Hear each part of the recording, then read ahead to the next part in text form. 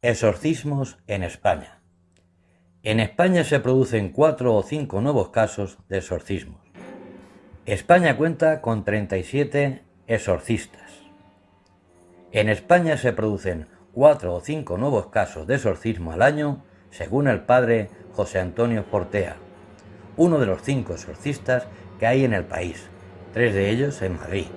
Fortea es sacerdote, arcipreste, teólogo, exorcista y escritor.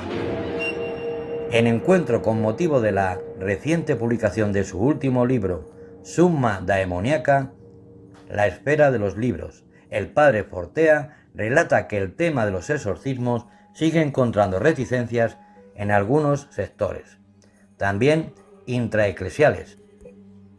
Poco a poco se va abriendo camino en toda Europa la doctrina tradicional acerca de la existencia de demonios, de los ángeles caídos.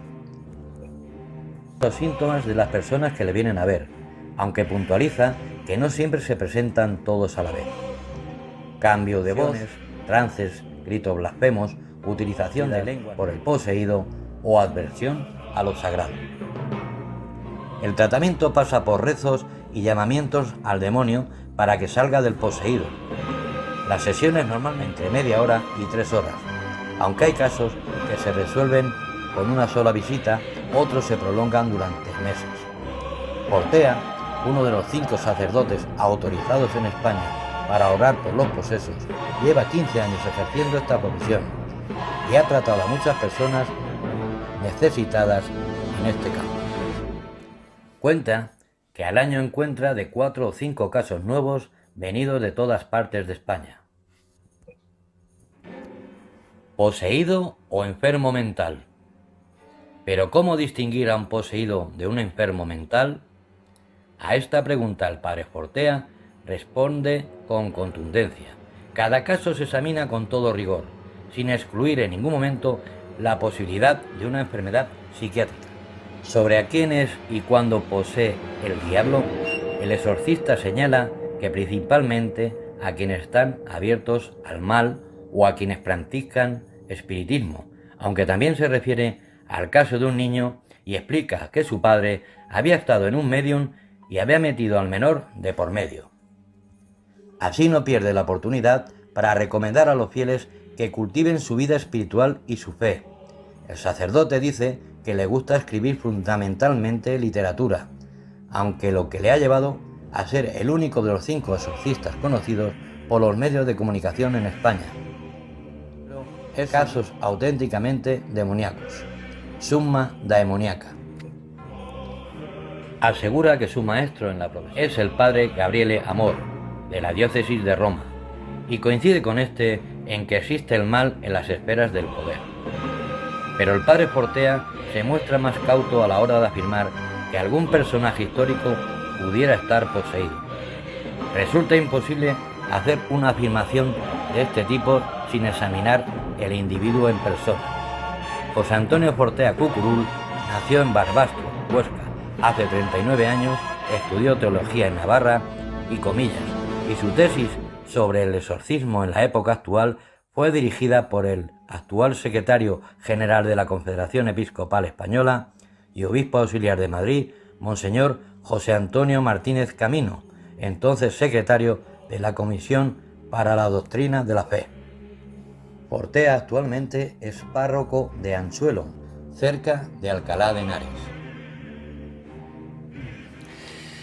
Bueno, el exorcismo es una serie de oraciones que hace la Iglesia Católica para las pocas personas que ve que sufren algún tipo de influencia demoníaca.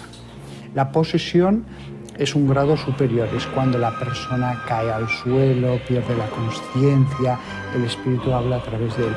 De eso, ante todo, es un sacerdote con un libro leyendo el agua bendita. Agua bendita y mostrándole un crucifijo. No se hacen más cosas raras. La mayor parte de los posesos, aunque alguna excepción ha habido, dicen cosas sin sentido que parecen otras lenguas, pero son sin sentido. Yo no veo que eso sea ninguna lengua conocida. Es un bla, bla, bla, que no me preguntes por qué lo hacen, pero lo hacen muchísimos.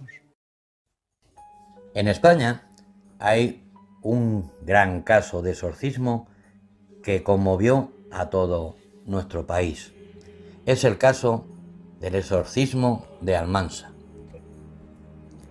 El exorcismo de Almansa, la niña sometida a un ritual por estar embarazada del diablo. Hace poco se han cumplido 19 años del crimen de Almansa, en el que Rosa, una niña de 11 años, murió tras ser destripada por su madre, 2 tías y una vecina. El 19 de septiembre de 1990, los vecinos de la localidad manchega de Almansa, en Albacete, presenciaron conmovidos el entierro de una niña de tan solo 11 años. Hacía solo 24 horas que había conocido la noticia de la muerte de Rosa González, sometida a un ritual de espiritismo por su propia madre, conocida en el municipio como Rosa la curandera. En la madrugada del día 18, los vecinos de la calle Valencia alertaron a las autoridades de los gritos que procedían del número 4. Cuando los agentes llegaron al domicilio, confirmaron la muerte de la menor y sacaron esposadas a su madre, Rosa González Fito, su tía Ana María González y 2 vecinas, María Mercedes y María Ángeles Rodríguez Espinilla. La pequeña Rosa había muerto desangrada y las 3 detenidas estaban acusadas de provocar su fallecimiento por someterla a prácticas rituales. Asimismo, encontraron al padre de la víctima encerrado en una de las habitaciones de la vivienda.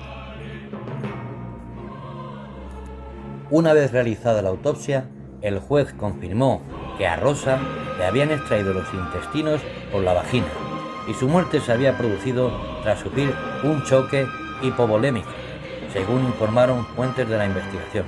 La menor estaba embarazada del demonio y habían practicado el oscurantismo para extraerle el feto, aunque los informes médicos posteriores descartaron que la fallecida estuviese en periodo de gestación.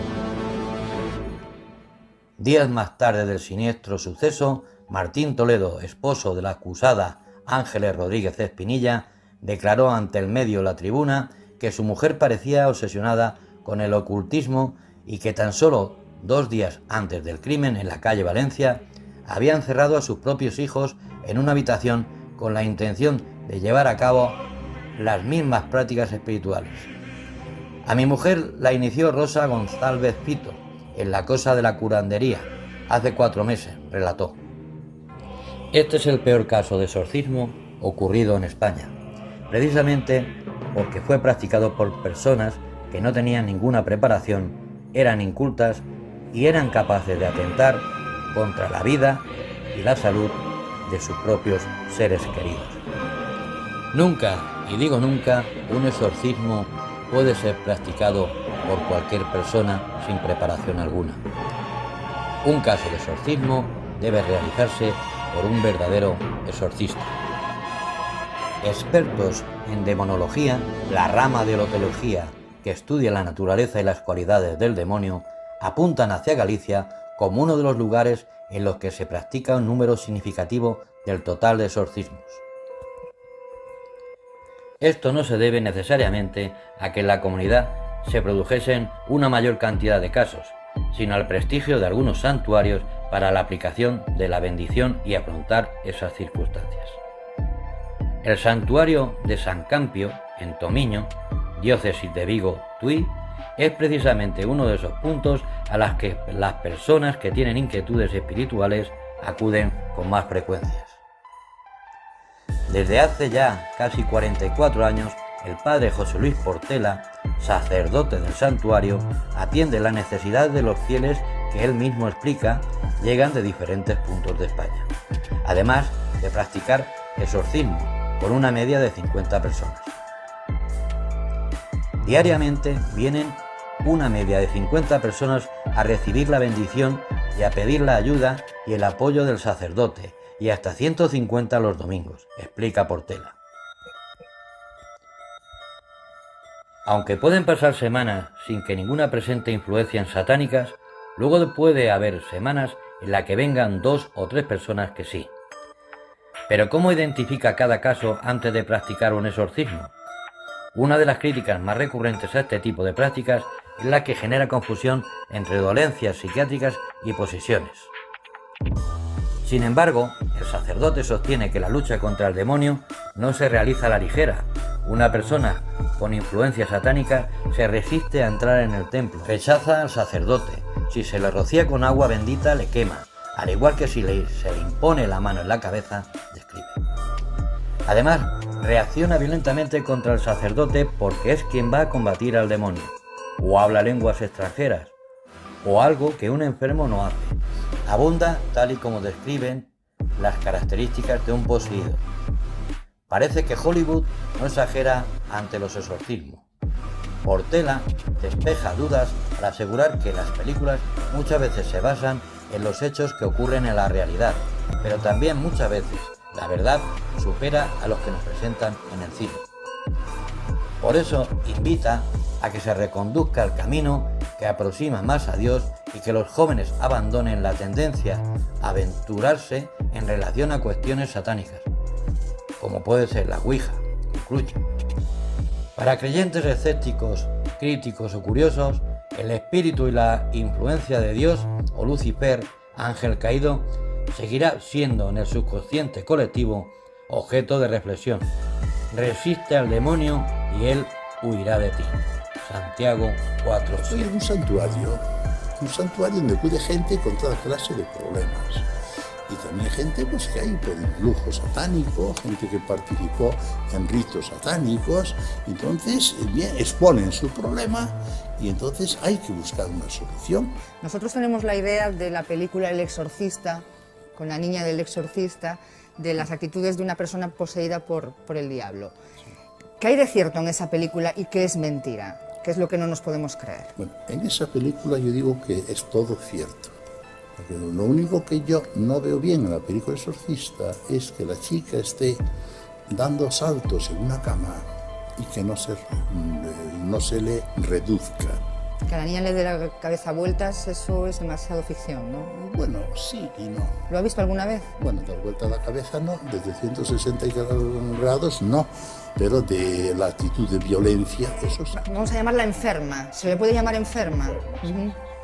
Pues los armas que empleamos es el crucifijo, que es la cruz de San Benito, y el sacerdote, la estola.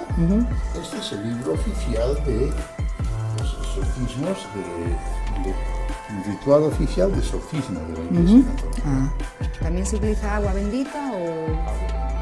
Tengo siempre 2 recipientes o 3, porque a veces hay que coger el recipiente y echarse en la cabeza a la persona. No venceremos al demonio en tanto en cuanto nosotros no nos apartemos de él.